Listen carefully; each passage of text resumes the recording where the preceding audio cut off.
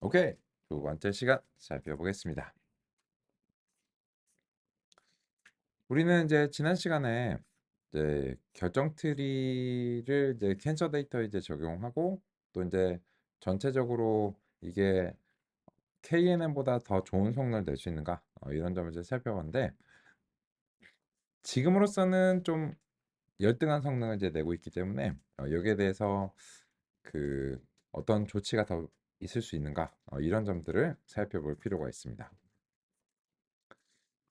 그리고 두 번째로는 결정 트리가 그 KNN과는 다르게 자체적인 무작위성이 있을 수 있다. 그런 점도 살펴봤습니다. 그러면 이제 결론적으로 이제 이런 것들을 결정 트리는 어떤 방식으로 그 if else 문을 자동으로 만들게 되는가? 라고 하는 이제 근본적인 알고리즘의 원리에 대해서도 어느 정도 이제 통찰할 필요가 있습니다. 그래서 이번 시간에는 그런 점에 대해서 어느 정도 살펴보겠습니다.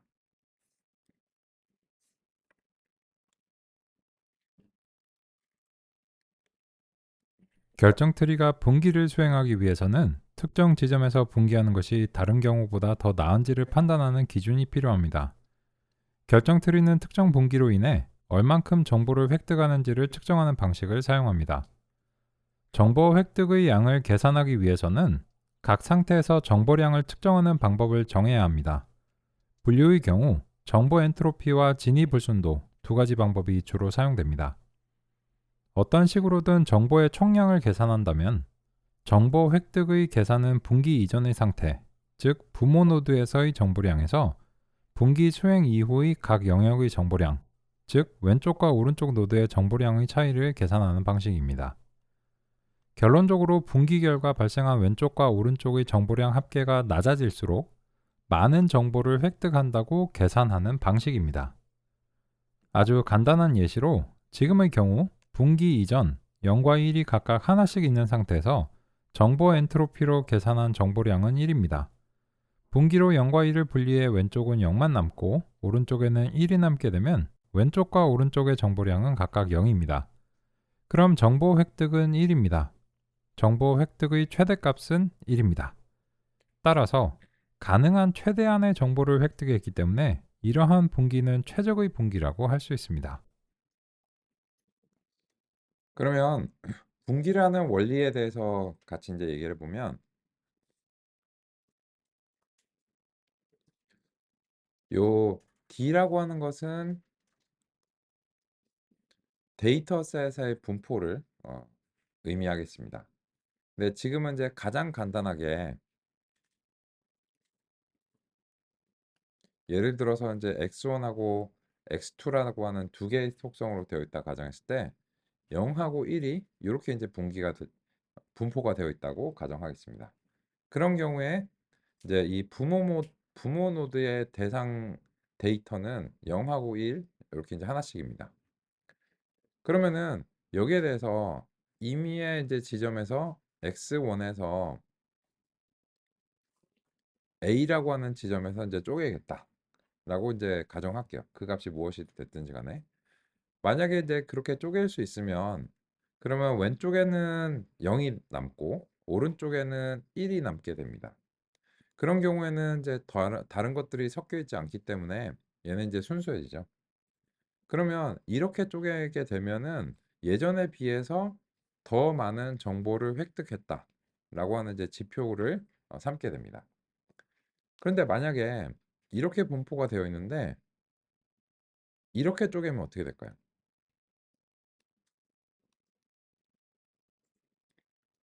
이렇게 쪼개면 기존의 0과 1의 상태가 개선되지 않죠. 그런 경우에는 정보를 획득하지 않은 것이기 때문에 이렇게 쪼개는 것은 무의미한 나누기다라고 판단을 하게 됩니다. 그런데 그 현재의 상태에 대해서 어떻게 이제 측정을 할 것인가가 이제 필요한데 기본적으로는 이제 정보 엔트로피라고 하는 개념을 사용합니다. 정보 엔트로피는 정보량을 측정하는 단위입니다.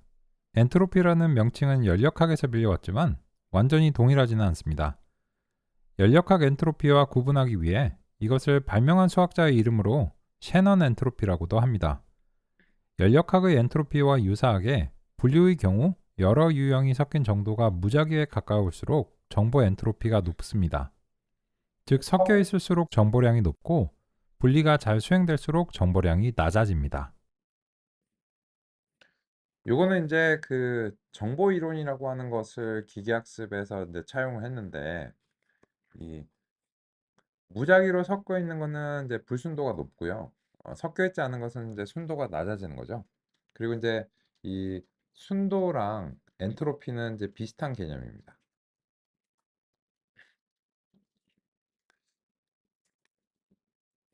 그러면 이제 그게 무슨 말인가?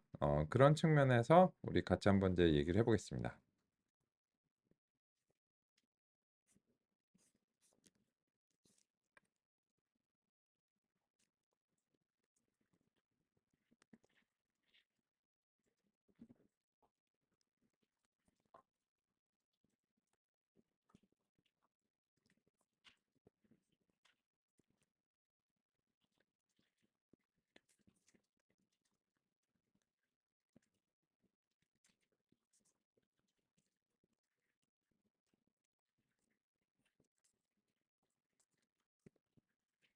유형의 경우에는 이제 정보 엔트로피가 이제 그 기본적으로 제시가 됐고 이후에 이제 진위불 순도라고 하는 것이 제시가 이제 됐습니다.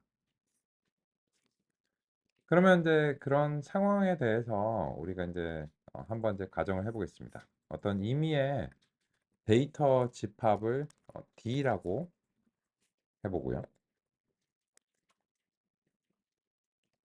그리고 이제 랜덤을 통해서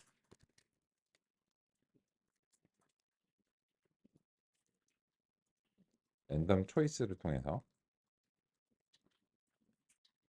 0 또는 1, 둘 중에 하나를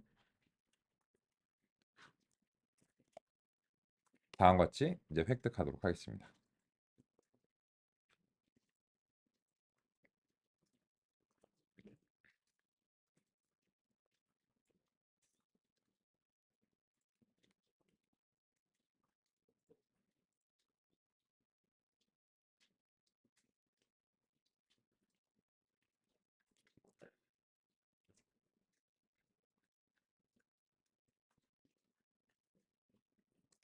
그러면 이제 이 상태에 대해서 우리가 이제 정보 엔트로피를 한번 그 정의하고 그 구해 보려고 하는데요. 그러기 위해서 이제 뭐가 필요하냐면 이 현재 데이터 집합에서 0과 1의 그 확률 값이 필요합니다. 그건 어떻게 구하면 될까요?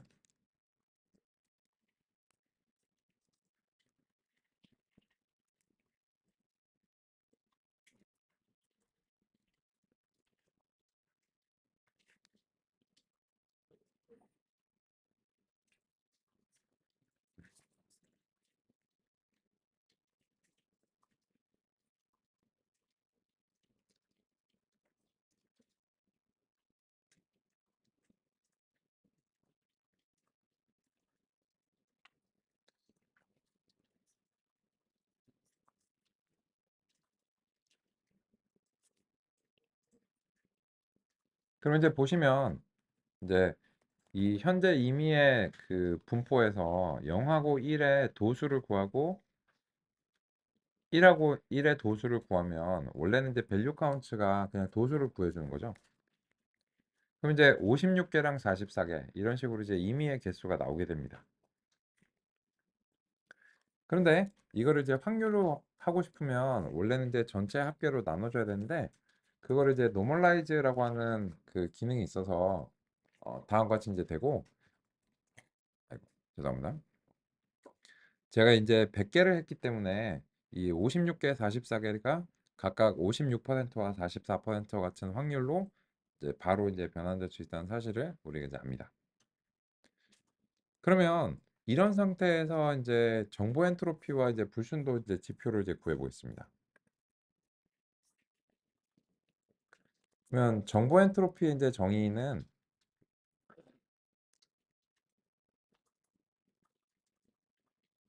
다음과 같습니다. 그리고 이제 이거를 함수화를 좀 해보겠습니다. 그래서 이제 확률값을 전달하고요. 요거는 이제 정보 엔트로피입니다.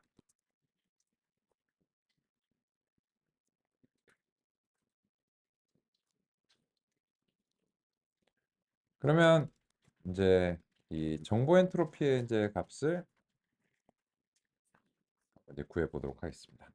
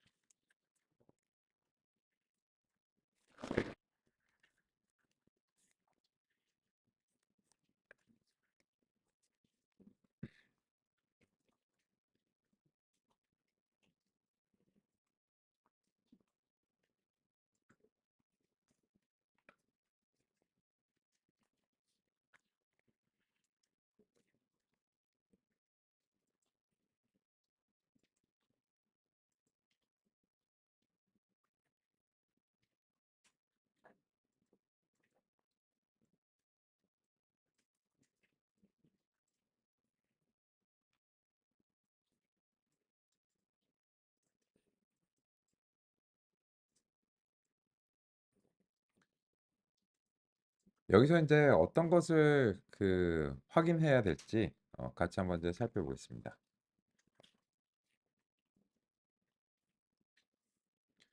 지금 현재 우리는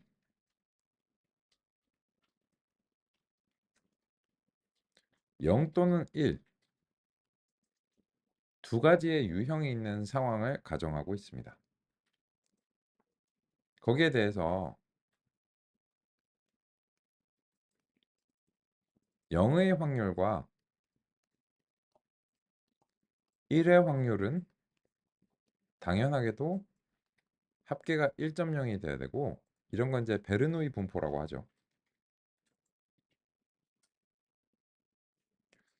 그런데 어떤 특정한 이 0과 1들의 분포에 대해서 현재 상태를 이제 하나의 단일한 이제 지표로 이제 표현하는 것이 이제 정보 엔트로피인데요.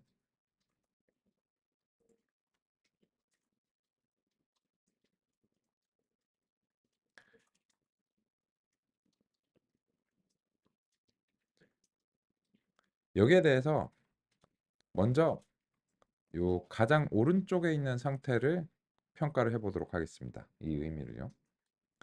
이거는 0일 확률이 50%, 그리고 그렇다면 1일 확률은 무조건 50%일 수밖에 없는 상황입니다. 두 개 합계가 이제 100%가 돼야 되니까요. 근데 이런 경우에는 어떤 상대인가요? 이런 경우는 아까 결정 트리에서 보시면 이런 상황입니다. 두 개가 균일하게 분포가 되어 있는 거예요. 이러면은 색상이 없죠. 왜냐면 이게 순도가 제일 낮으니까. 그래서 이게 그 가능한 가장 안 좋은 상태입니다.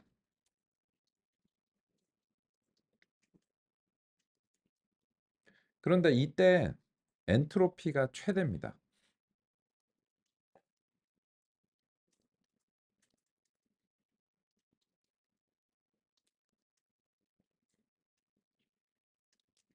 엔트로피라고 하는 것은 이제 연력학에서 무질서도라고도 번역하잖아요.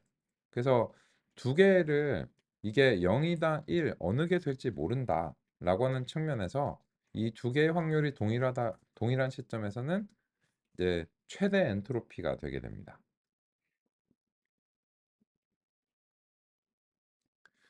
근데 우리가 위에서 이제 그 랜덤 초이스를 하게 되면 100개를 이제 했는데요. 이렇게 되면 0과 1이 그 균일하게 균일한 확률로 이제 선택이 되기 때문에 거의 1대 1의 확률이 이제 됩니다. 근데 이게 완벽하게 1대 1은 아닌 상황이죠. 그죠? 그래서 요 위에서 이제 구한 값이 완벽하게 1대 1이 아니라면 최대보다는 조금 더 낮은 그런 정보량이 됩니다. 그런데 그렇다면은 얘보다는 무질서도가 조금은 낮은 거죠. 근데 거의 비슷하기 때문에 1에 아주 가까운 99% 0.99라고 하는 값이 되고요. 정보 엔트로피의 단위는 비트라고 합니다. 근데 이게 컴퓨터에서의 그 전산에서의 비트와는 좀 의미가 다릅니다. 그래서 이제 그 요 요 용어는 만든 사람의 이제 명칭을 따서 뭐 쉐넌 이런 식으로 이제 단위를 이제 바꾸자라고 하는 그런 논의도 있습니다. 그런데 양 반대의 극단을 보겠습니다. 이쪽인데요. 이거는 어떤 의미냐면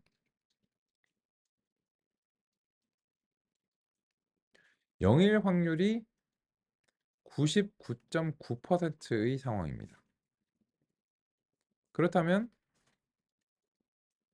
1일 확률은 0.1%밖에 안 되는 상황입니다. 만약에 이렇게 된다면 거의 작업이 완료됐다라고 할 수 있고 순도가 가장 높은 상황에 거의 근접했다고 할 수 있겠죠. 그죠? 그러면은 이제 이런 경우에 무질서도가 거의 0에 가까워집니다. 이렇게 되면 순수해지는 겁니다. 이게 이제 정보 엔트로피입니다. 그런데 이제 관련해서 이제 진위불순도는 요거랑 이제 비슷한데요. 살짝 살짝 정의가 다릅니다.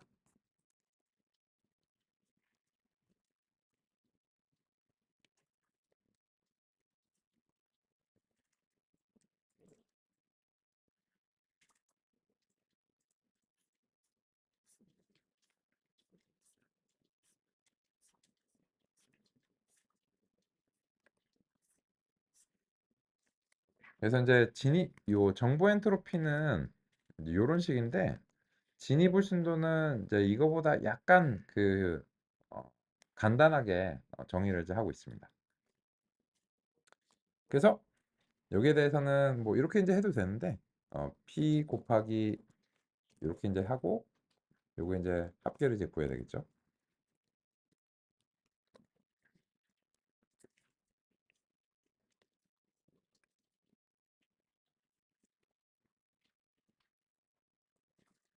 그러면 이제 요 진위를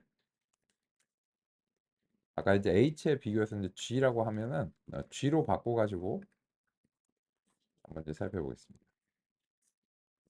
얘는 이제 그 단위가 비트가 아니니까 비트는 이제 제외하고 구해보겠습니다.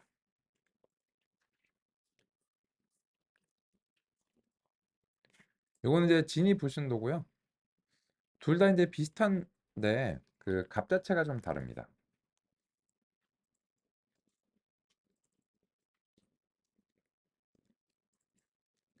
그래서 진이 불순도에서는 지금 같은 경우에 그 0.5가 제일 안 좋은 상황이고요. 현재 정보 엔트로피의 대략적으로 절반 정도의 값으로 나온다라고 하는 사실을 확인할 수 있습니다.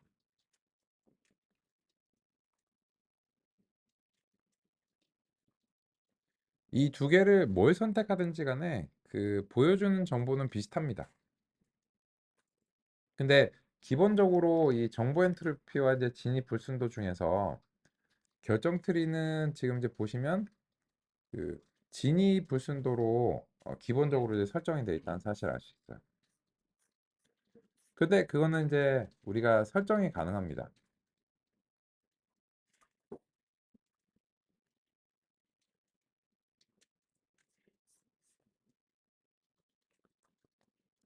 여기서 이제 보시면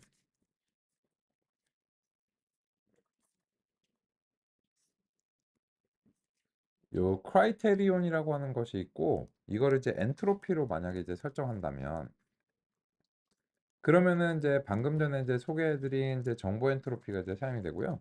근데 이게 기본값이 이제 진입니다. 근데 방금 전에 소개해드린 이제 정보 엔트로피로 이제 바꿔가지고 한번 이제 살펴보겠습니다.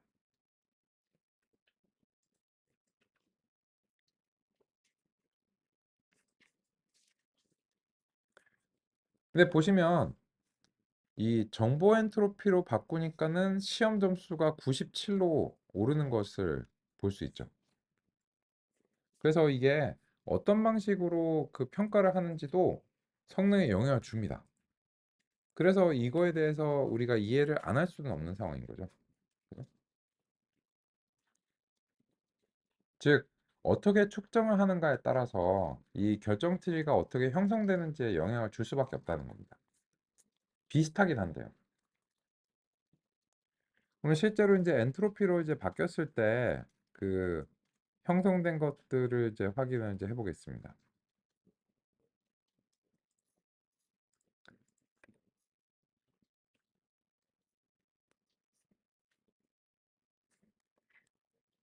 보시면 이번에는 엔트로피를 했기 때문에 여기가 엔트로피가 나옵니다.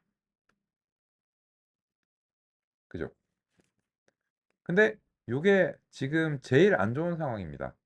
즉, 두 개의 확률이 동일한 상황입니다. 50대 50의 상황이죠. 그런 경우에 진이불순도와는 달리 엔트로피가 1.0 이게 최대 엔트로피입니다.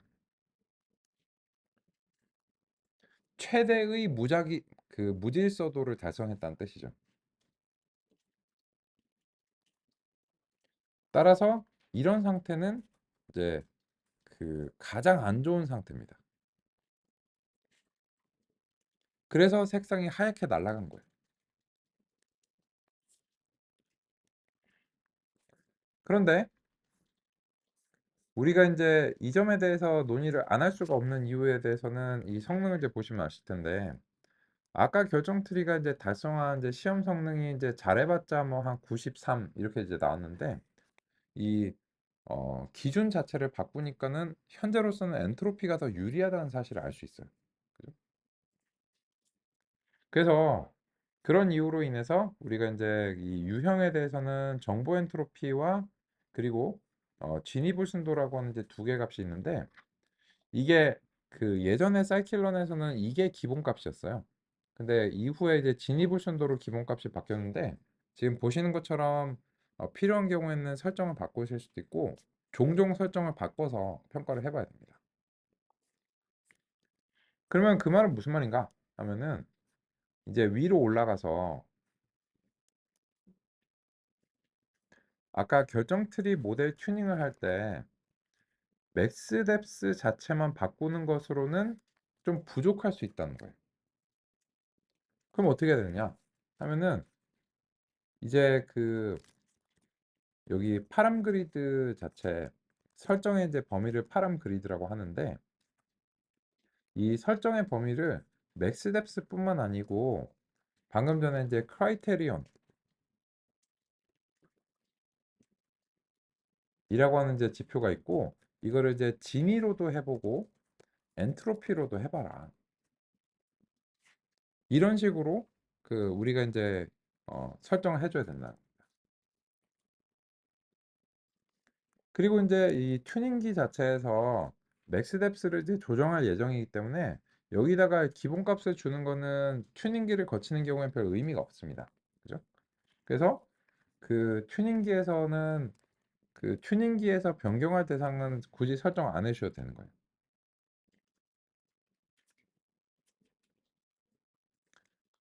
그래서 이제 이 알고리즘에 대해서 더 상세하게 알아보면 이제 어떤 방식으로 튜닝을 해야 되는지에 대해서도 우리가 좀 더 상세하게 알 수 있습니다.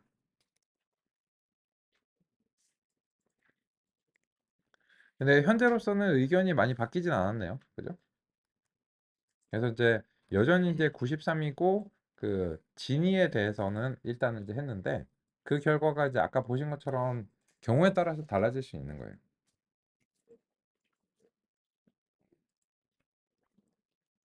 그래서 이제 해볼 만한 지점이 있다라고 하는 것이고, 또 한 가지가 이제 더 있습니다.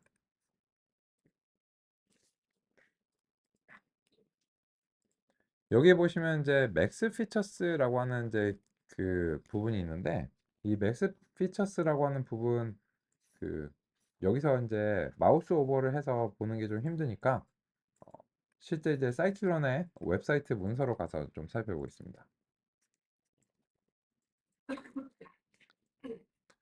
종종 이제 상세한 설정들을 교재 같은 곳에서 다 소개할 수는 없습니다. 그렇기 때문에 API 문서를 이제 참조해서 보셔야 되는데, 여기가 이제 사이클론의 웹사이트입니다. 그러면 상단에서 지금 이제 디시전 트리 이런 식으로 이제 검색을 해보겠습니다.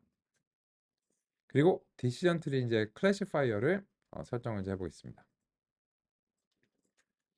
그럼 이제 여기 보시면 비주얼 스튜디오에서는 이제 마우스 오버라면 이 문서가 이제 나오긴 하는데, 그걸 이제 탐색하는 게 좀 용이하지 않으니까 동일한 내용이지만 웹사이트를 통해서 이제 보시는 것을 이제 권장드립니다.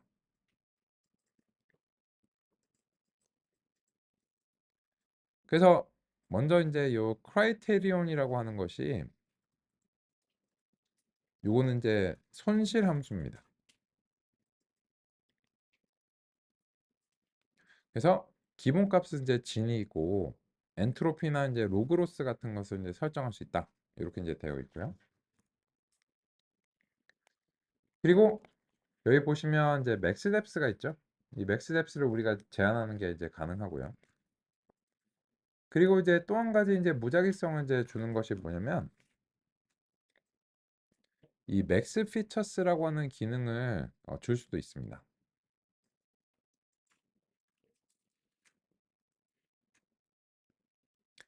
이거는 이제 기본적으로는 이제 설정이 안 되어 있는데요. 그런 경우에는 전체, 예를 들어서 30개면은 30개 전체를 다 살펴보고서 그 중에서 제일 좋은 걸 고릅니다. 근데 경우에 따라서는 이거를 줄이는 게 좀 도움이 될 수도 있어요. 그게 이제 무슨 말인가?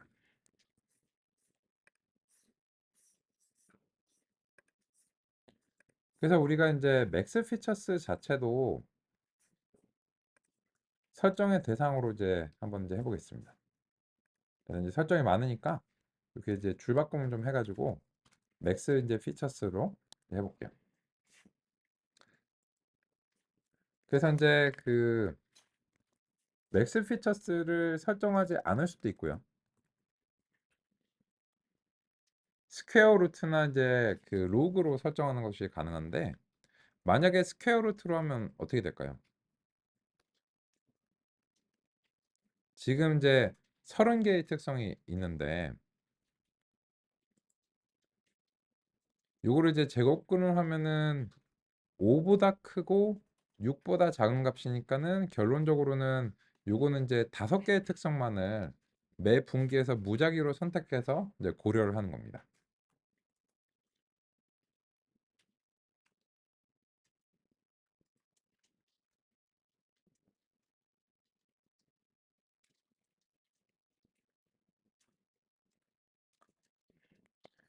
그러면 이제 이런 식으로 그 매 분기에 따라서 좀 그 무작위로 선별된 그 특성들을 이제 고르게 하고 싶다면 이런 식으로 해 가지고도 다시 한번 이제 튜닝을 해볼 필요가 있어요.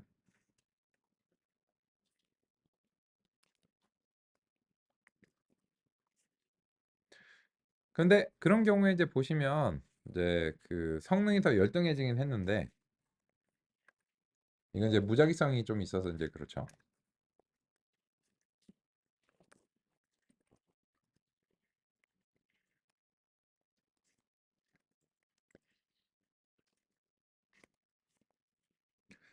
보시면 이제 어떤 특정한 시점에서는 맥스 피처스를 이제 그 제곱근의 개수만큼만 사용하고 맥스 뎁스를 4만 사용하고 엔트로피를 사용했을 때가 그나마 제일 나았다. 뭐 이런 식의 결과가 나올 수도 있습니다.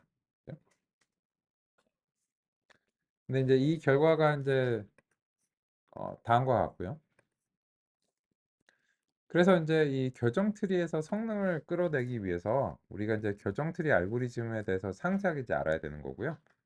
KNN은 상대적으로 그 이론이 단순하기 때문에 그 수학적 배경이 이제 많이 없어도 이제 되고, 그래서 이제 다만 거리를 근거로 하는 것이라서 전처리가 많이 탄다라고 하는 점이었고, 결정 트리의 경우에는 이 원리 자체가 좀 수학적인 부분이 있기 때문에 그래서 이제 다음 같은 방식으로 우리가 이제 튜닝을 해야 될 수도 있다라고 하는 사실도 이제 알게 됐습니다.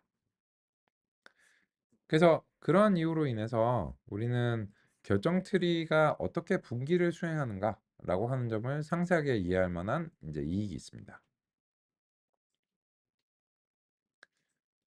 그런데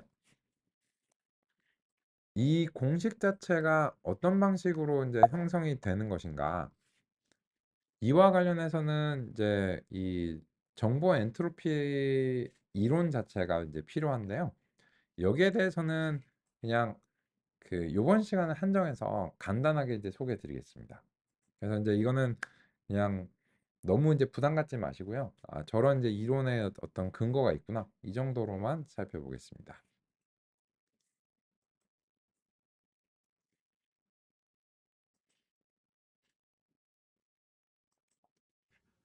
분류 출력의 경우 분포 과정에 맞는 손실은 어떻게 측정해야 할까요? 먼저 이상값이 내포한 정보를 정량화하는 방법을 살펴볼 필요가 있습니다. 정보 이론에서는 정보의 크기를 정의합니다. 정보의 크기는 특정한 값을 결정하기 위한 최소한의 질문 횟수가 몇 번이 필요한지를 기준으로 합니다. 예를 들어 동전의 앞뒷면을 결정하는 경우라면 한 번의 질문이 필요합니다. 이런 정보를 0과 1로 표시한다고 가정하겠습니다. 예, 아니요 질문은 0과 1로 표시할 수 있기 때문에 이것을 비트라고 하겠습니다. 그럼 동전 던지기 결과는 1비트로 표현됩니다. 즉, 앞면은 0, 뒷면은 1과 같이 표현이 가능합니다. 그런데 표현 가능한 문자 수에 따라 하나의 문자를 전송하는 데 필요한 비트 수가 다릅니다.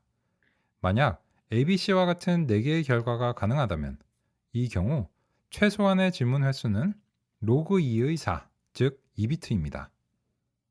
각 문자를 결정하는 데 필요한 비트 수를 확장하면 정보량은 문자당 비트의 문자 개수를 곱해 결정합니다.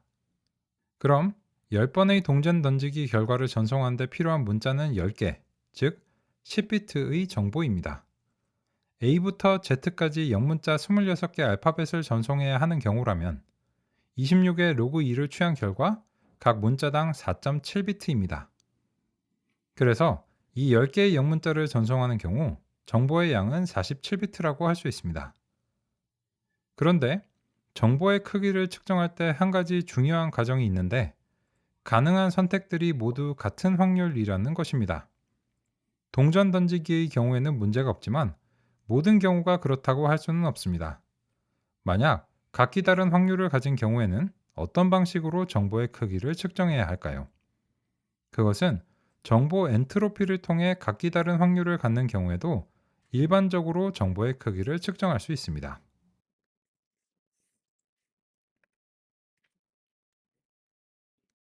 정보의 크기를 예 아니오의 질문을 통해 결정하는 것을 0과 1의 비트로 표현해 측정할 수 있습니다. 이것을 좀 더 일반화하여 가능한 선택들이 각기 다른 확률을 갖는 경우에도 정보의 양을 측정할 수 있는 것이 정보의 엔트로피입니다. 다음과 같은 예시에서는 ABCD의 확률이 각각 2분의 1, 4분의 1, 그리고 8분의 1, 8분의 1입니다. A가 나올 확률이 50%라면 한 번의 예 아니오 질문으로 A인가 아닌가를 결정할 수 있습니다.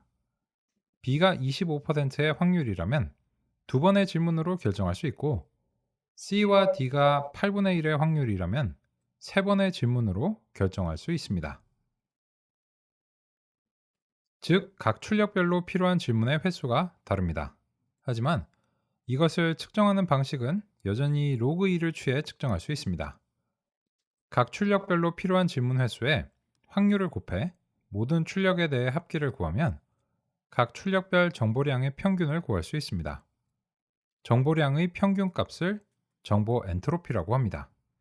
그래서 현재의 경우 정보 엔트로피는 1.75비트입니다. 이것은 다시 말해 다음 100개의 글자를 예측해야 한다면 평균적으로 175분의 예아니오 질문이 필요하다는 것을 의미합니다.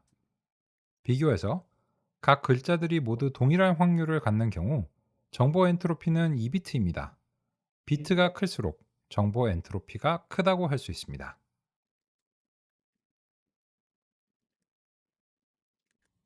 정보 엔트로피는 그 용어를 열역학에서 빌려왔지만 정의는 동일하지 않습니다. 하지만 개념은 유사합니다. 열역학의 엔트로피는 무질서도라고 할 수 있습니다. 무질서도가 높을수록 예측력이 떨어집니다. 마찬가지로 정보 엔트로피가 높을수록 다음 정보가 무엇일지를 예측하는 것이 보다 어렵다고 할 수 있습니다. 그래서 정보 엔트로피는 불확실성의 정도라고 할 수 있습니다. 불확실성의 정도를 어째서 정보량이라고 하는지 좀 헷갈릴 수도 있습니다. 극단적인 경우를 가정하면 이해에 도움이 됩니다. 예를 들어 다음 글자를 예측하는 경우를 가정해 보겠습니다. 한 경우는 전체 문서의 모든 글자가 한 글자로만 되어 있습니다. AAAA 이런 식으로요. 그럼 이 경우 다음 글자가 A일 것이라고 예측하는 것은 상당히 자명하고 불확실성이 없습니다. 같은 글자로만 가득 찬 문서에는 정보가 거의 없다고도 말할 수 있습니다. 반대의 극단에서 어떤 문서의 글자들이 무작위로 선택되는 경우는 다음 글자는 가능한 선택 중 어느 것이라도 될 수 있습니다. 그래서 이런 경우의 정보 엔트로피는 높습니다. 실제 우리가 사용하는 언어에서는 글자들이 선택되는 확률은 동일하지 않습니다. 어떤 글자는 다른 것들보다 더 빈번하게 활용됩니다. 또한 앞의 글자의 순서에 영향을 받기 때문에 조건부 확률적인 측면도 있습니다. 그래서 실제로 책에 쓰여진 문서의 경우는 완벽하게 무작위로 선택된 문자들로 가득 찬 문서에 비해 정보 엔트로피가 낮습니다. 그렇다면 무작위의 문서가 정보가 더 많은가? 라고 하는 질문이 생기겠죠. 짧은 대답은 그렇습니다. 입니다. 왜냐하면 정보량이 우리가 보통 생각하는 유용함은 아닙니다.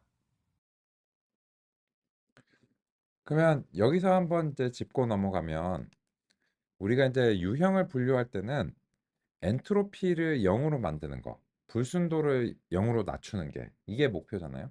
그래서 이제 그 그런 상태에 대해서 어떻게 이제 측정하고 표현할 것이냐가 이제 정보 이론의 이제 관심사였고, 그래서 이런 식으로 되어 있으면 다음 글자가 뭘까? 이렇게 물어보면 뭘 물어봐 A지라는 상황이고요.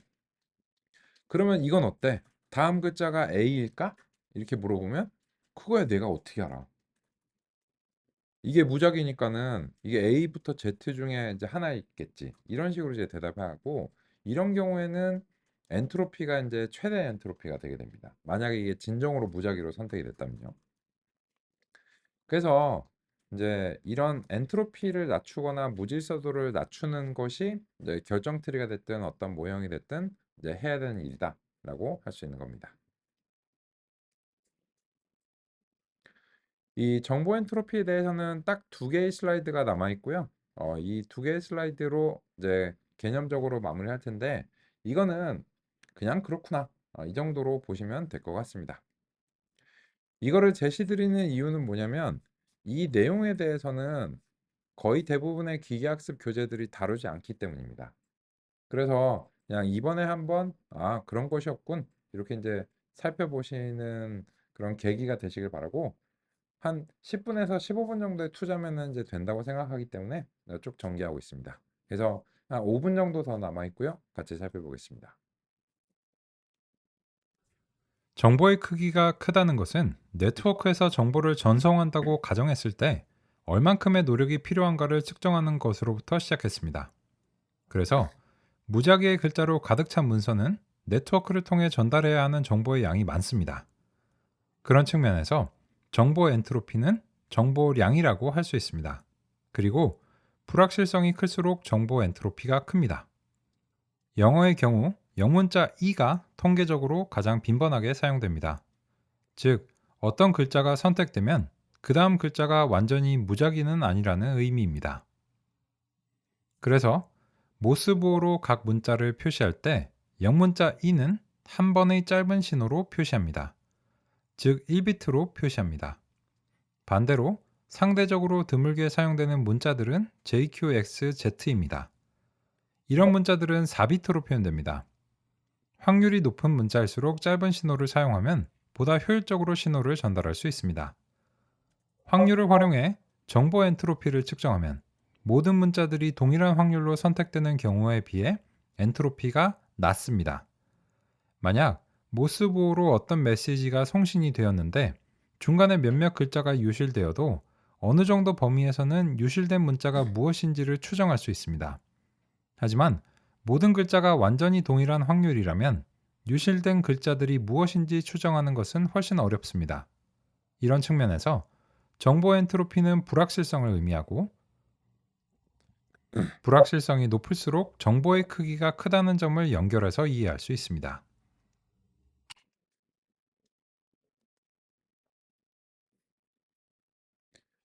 이걸로 마무리하겠습니다. 정보 엔트로피는 모든 결과가 동일한 확률을 가질 때 가장 높습니다. 날씨 예보와 같은 구체적인 상황을 가정해서 살펴보겠습니다. 어떤 지역의 날씨가 맑거나 눈비가 올 확률이 반반이라고 하겠습니다. 그럼 일기예보에서 맑음 또는 흐림을 예측하게 되면 불확실성을 절반으로 줄이게 됩니다. 이 경우 일기예보의 정보량은 1비트입니다. 그런데 어떤 다른 지역에서는 4일 중 하루 정도만 눈비가 온다고 가정하겠습니다. 그럼 25%의 확률입니다. 두 지역의 사람들에게 일기예보의 정보량이 높은 쪽은 맑거나 흐릴 확률이 50대 50인 지역입니다. 이 지역 사람들은 외출하기 전에 꼭 일기예보를 확인할 것입니다. 반면 두 번째 지역에서는 4일에 한 번 정도만 눈비가 옵니다. 그래서 첫 번째 지역의 사람들보다는 상대적으로 일기예보를 덜 활용하겠죠. 왜냐하면 두 번째 지역의 일기예보가 전달하는 정보량이 첫 번째 지역보다 적기 때문이라고도 할 수 있습니다. 만약 사막에 산다면 엔트로피는 거의 0에 가깝습니다. 즉, 일기예보는 맨날 오늘은 맑겠습니다 라는 이야기밖에 할 수 없을 것이고 그런 일기예보가 전달하는 정보의 가치는 거의 없다고 할 수 있습니다. 정보 엔트로피는 다음과 같이 정보의 품질과 가치를 수치로 표현하는 방법입니다. 그런데 정보량과 유용함은 다릅니다. 현재 일기예보의 경우는 공교롭게도 정보량과 유용함이 비례하는 관계라고 할 수 있습니다. 왜냐하면 날씨의 불확실성과 관련한 정보는 유용하기 때문입니다.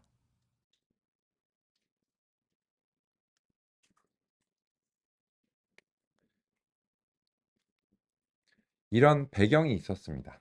그죠? 그 정도로 이제 보시면 될 것 같고요.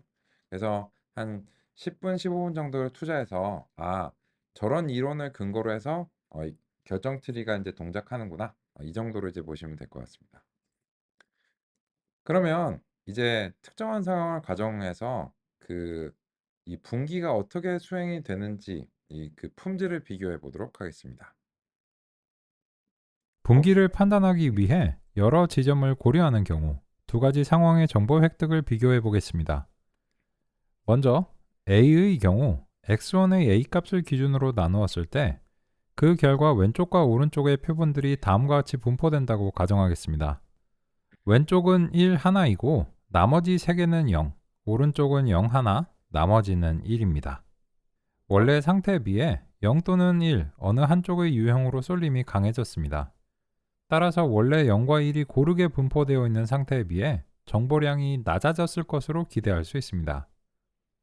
B의 경우 x2의 B 값을 기준으로 나누었을 때 그 결과 오른쪽 노드에는 0만 남게 되고 나머지가 왼쪽 노드로 가는 경우입니다. 이런 경우 오른쪽 노드의 정보량은 0이고 왼쪽의 경우는 0보다 높지만 그 이전의 분기에 비해서는 정보량이 낮아집니다. A와 B 어느 쪽도 아직 완벽하게 0과 1을 분리하지는 못하고 있습니다. 완벽한 분리가 아니지만 어떤 방식이 다른 방식보다 더 나을 수 있습니다. 그것을 평가하는 방식이 바로 정보 획득 양입니다. 그러면 이 두 상황은 처음에 시작점은 같습니다. 0 4개, 1 4개가 어떤 임의의 방식으로 분포가 되어 있는데 그거를 이제 x1이라고 하는 곳에서 쪼갤 것인가 아니면 x2라고 하는 것에서 쪼갤 것인가를 고민하는 상황을 이제 가정하는 것입니다. 그런데 만약에 이제 그 요 오른쪽에 이제 B 방식으로 쪼개게 되면 이 오른쪽이 그 B보다 이제 큰 경우고 요렇게 이제 쪼개는 상황이고 그런 상황에 이제 위쪽에는 0이 이제 2개 남고 아래쪽에 이런 식으로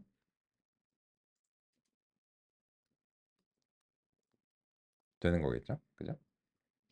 근데 이렇게 이제 분포가 되어 있는데 만약에 이제 x1으로 이제 쪼개게 되면 여기에 대해서는 이제 다른 이 0과 1이 다른 방식으로 이제 분포가 됩니다. 그러면 이제 이거를 어떻게 표현하면 좋을까요? 그래서 어쨌든 이제 그 이렇게 쪼갤 건가 저렇게 쪼갤 건가를 이제 그 결정을 해야 되는데 이게 이제 장단이 있죠. 보시면 얘 같은 경우에는 만약에 이런 식으로 쪼개면 각각의 하나씩 남기는 상황이고요. B 같은 경우에는 0으로 그냥 분류를 해놓고 여기서 이제 쪼개 나가겠다. 이런 이제 전략인데 언뜻 봐서는 이 두 가지 중에 어떤 게 유리한지를 알기가 어렵습니다. 그래서 구체적으로 정보량을 측정해 봐야 된다는 것입니다. A 분기의 경우 원래 상태의 분포에서 정보 엔트로피로 구한 정보량은 1입니다. 분기 수행 후 표본들의 분포에 따라 정보량을 계산하면 왼쪽과 오른쪽 모두 약 0.81입니다. 두 가지 분포 양상이 다르지만 각 유형이 3개와 1개로 동일하기 때문에 결과적으로 정보량 값은 동일합니다. 만약 어느 한쪽의 유형만으로 완벽한 분리가 수행됐다면 정보량은 0이 되고 이것이 분기의 최종 목표입니다. 이 경우 정보량 획득은 분기 이전의 정보량과 왼쪽과 오른쪽의 정보량 차이를 구해 계산합니다. 이때 왼쪽 오른쪽 정보량이 이전 부분 노드에서는 표본 개수 대비 얼만큼의 표본이 있는지를 반영해 줍니다. 이렇게 하여 표본의 개수가 상대적으로 많을수록 정보량이 더 많이 반영되도록 합니다. 왜냐하면 정보량 자체의 절대값이 커도 표본의 개수가 작으면 그것을 크게 반영하는 것은 의미적으로 올바르지 않기 때문입니다. 지금의 경우는 왼쪽과 오른쪽 모두 4개씩 표본이 골고루 나눠졌기 때문에 각 정보량 모두 0.5가 곱해집니다. 그 결과 정보량 획득은 0.19가 됩니다. 정보 획득의 최대값은 1.0이고 1.0에 가까울수록 품질이 좋은 분기입니다. 그러면 결과적으로는 이 정보 획득이 A의 스타일에서는 0.19라고 하는 수치로 귀결된 상황입니다. 그러면 B의 경우에는 어떻게 이제 정보량이 얼마가 될지 살펴보면 A 또는 B 둘 중에 뭘 골라야 되는지가 결정될 수 있게 됩니다. 이 부분은 오후 시간에 이어서 살펴보겠습니다. 오전 시간 여기까지 알아보겠습니다.